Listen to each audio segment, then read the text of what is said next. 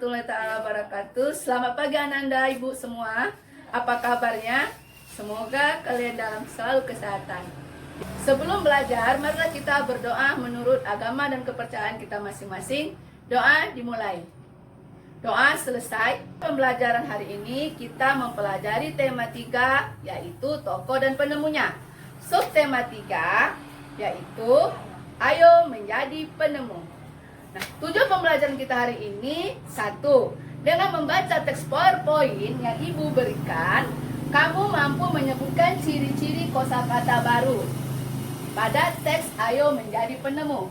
Tujuan kedua, siswa setelah membaca teks PowerPoint yang Ibu berikan, kamu dapat menulis informasi penting tentang teks eksplanasi ayo menjadi penemu dengan menggunakan kalimat efektif dan kosakata baku secara mandiri. Tujuan kita yang ketiga, siswa mampu menganalisis perubahan sosial budaya dalam rangka modernisasi bangsa Indonesia dalam bidang ekonomi. Tujuan yang keempat, siswa mampu mempresentasikan perubahan sosial budaya ekonomi dalam rangka modernisasi Indonesia di bidang ekonomi. Untuk tujuan kita yang kelima, yaitu dengan mengamati video tentang cara membuat rangkaian listrik secara seri dan paralel, kamu siswa dapat menganalisis perbedaan rangkaian seri secara seri dan paralel. Nah, untuk tujuan terakhir, siswa mampu melakukan percobaan tentang rangkaian seri dan paralel secara sederhana. Nah, anak-anak, itu adalah tujuan pembelajaran kita hari ini. Pada materi yang pertama, Ibu akan menyampaikan tentang teks biografi B.J. Habibie. Untuk mempelajari lebih lanjut tentang Pak Habibie, tokoh Indonesia ini, kamu dapat menyaksikan video yang Ibu berikan ini. Prinsip-prinsip konstruksi sayap pesawat terbang. Setelah itu, B.J. Habibie melanjutkan kembali pendidikannya untuk gelar doktor di Technische Hochschule die Fakultät für Maschinenwesen. Beliau mendapatkan gelar doktornya pada tahun 1965. Ia mendapatkan predikat summa cum laude dengan nilai rata-rata 10. Kehidupan Habibie setelah berkeluarga. Dari biografi B.J. Habibie, kita juga dapat mengetahui kehidupan beliau setelah berkeluarga. B.J. Habibie atau yang biasa disapa Rudi oleh teman-temannya semasa pendidikan di Jerman, kemudian menikahi seorang wanita bernama Hasri Ainun Besari pada tanggal 12 Mei 1962.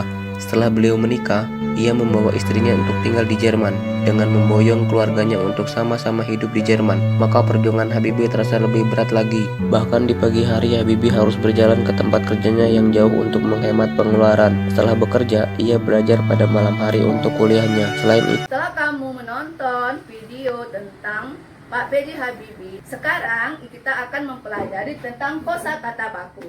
Kosakata baku adalah kosakata yang penulisannya sesuai dengan pedoman umum ejaan bahasa Indonesia. Ciri-ciri kosakata baku adalah 1. Penulisannya tidak terpengaruh oleh bahasa asing. 2. Artinya pasti. 3. Bentuknya tetap dan tidak berubah. Nah, untuk pemahamanmu, Ibu telah memberikan LKPD di grup WA kita. Nah, Ibu sudah share LKPD itu, kamu kerjakan tugas-tugas yang ada di LKPD, baca petunjuknya, kemudian kamu kirim jawabanmu ke WA Ibu. Setelah kamu selesai mengerjakan LKPD yang Ibu berikan, sekarang kita lanjut tentang pelajaran perubahan sosial budaya di bidang ekonomi dalam rangka perkembangan modernisasi bangsa Indonesia. Nah, pengaruh transportasi dari hasil penemuan para tokoh-tokoh penemu di dunia dapat merubah sistem perdagangan, sistem perhubungan, sehingga perekonomian bangsa kita menjadi lebih baik dan modernisasi. Nah, coba amati gambar berikut. Transportasi modern yang hasil penemuan para tokoh-tokoh dunia. Untuk pemahamanmu, kamu dapat mengerjakan LKPD yang Ibu berikan tentang perubahan sosial ekonomi terhadap modernisasi bangsa Indonesia. Di situ ada peta konsep. Kamu dapat mengerjakan peta konsep pada LKPD yang Ibu berikan. Nah, sekarang setelah kamu menyelesaikan LKPD tentang perubahan sosial ekonomi bangsa Indonesia, sekarang kita mempelajari tentang rangkaian seri dan rangkaian paralel. Sebelumnya, kita telah mempelajari tentang rangkaian seri dan paralel. Nah, rangkaian seri, Ibu ulangi lagi, adalah rangkaian yang disusun secara bersusun atau berderet. Sedangkan rangkaian paralel adalah rangkaian yang disusun secara banyak cabangnya, di mana Ibu akan juga menerangkan tentang ciri-ciri rangkaian seri. Rangkaian seri, pemasangan lampunya secara sejajar atau berderet. Terus nomor 2, nyala lampunya tidak terang. Nomor 3, apabila salah satu mati, maka lampu yang lain ikut mati. Sedangkan untuk rangkaian paralel, nyala lampunya sama terang, memerlukan banyak kabel. Saklarnya diperlukan lebih dari satu saklar. Nah, untuk mengetahui kamu, untuk pendalaman kamu, Ibu akan memberikan gambar tentang rangkaian seri dan paralel. Ini sudah Ibu share ke grup WA.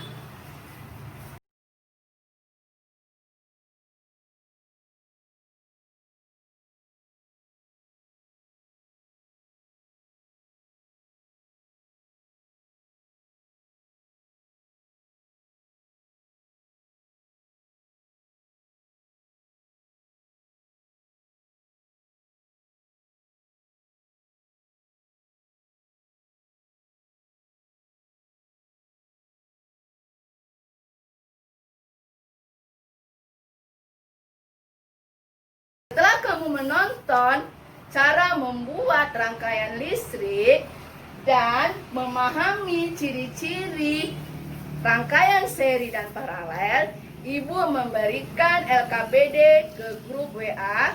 Kamu kerjakan, kamu analisis tentang perbedaan antara rangkaian seri dan rangkaian paralel.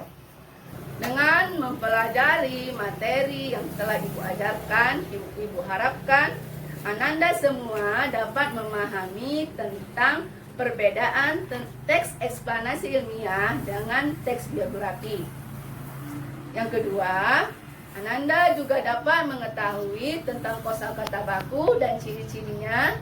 Yang ketiga, kamu juga dapat mengetahui perubahan ekonomi pada masyarakat Indonesia agar kamu mengetahui pemanfaatan hasil penemuan dari para tokoh di bidang ekonomi.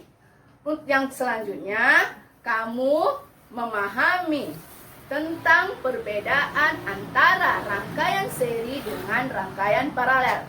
Nah, untuk itu semua, Ibu telah memberikan kuis. Linknya sudah Ibu kasih ke grup WA. Waktunya hanya sekali pengerjaan. Sekarang setelah kamu mengerjakan link, Ibu harap kamu, link tugas yang Ibu berikan, Ibu harap kamu dapat memahami materi-materi yang dipelajari. Akhirnya Ibu tutup materi pelajaran kita hari ini dengan membaca doa kita bersama. Doa dimulai, doa selesai. Assalamualaikum warahmatullahi wabarakatuh. Salam sehat.